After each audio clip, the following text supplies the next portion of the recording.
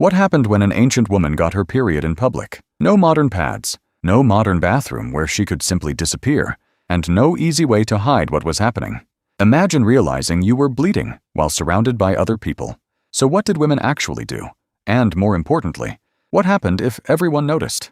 Imagine an ancient woman walking through a crowded marketplace, merchants shouting, women carrying baskets, children moving between them. Then she feels it. Her period has started. She looks down, and suddenly, there is one terrifying question.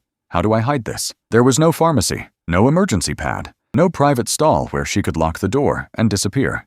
She had to work with whatever was available. Cloth was one possibility. In ancient Egypt, softened papyrus has been linked to menstrual management. But there was a problem. Whatever she used could have leaked. And if blood appeared on her clothing, hiding it would become much harder. She couldn't simply change clothes and walk away. She couldn't disappear into a private stall. If the stain spread, every step could make the problem more obvious. She might pull her clothing into place, turn away from the crowd, find somewhere secluded, clean the stain, or simply hope nobody noticed.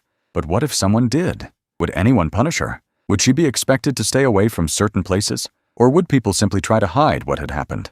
The truth is, there was no single ancient rule for menstruation. Different societies had different beliefs, and surviving evidence is frustratingly incomplete. But some ancient records show menstruation was important enough to appear in everyday life.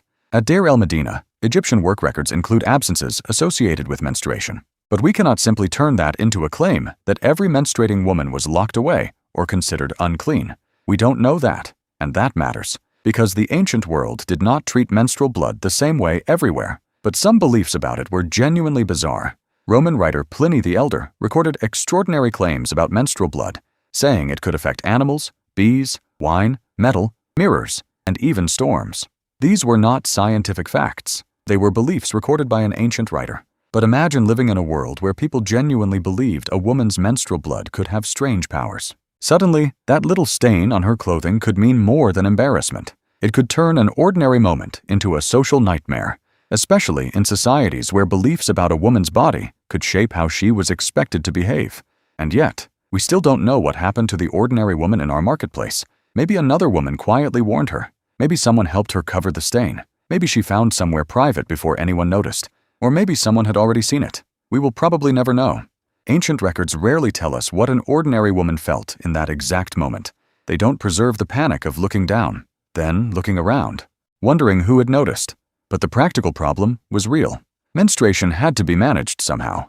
Privacy wasn't always easy to find, and what a woman could use likely depended on where she lived and what materials were available to her. So thousands of years later, almost everything around us has changed. But that split second after a woman realizes she's started bleeding, then looks around and thinks, can anyone tell? That feeling may be ancient.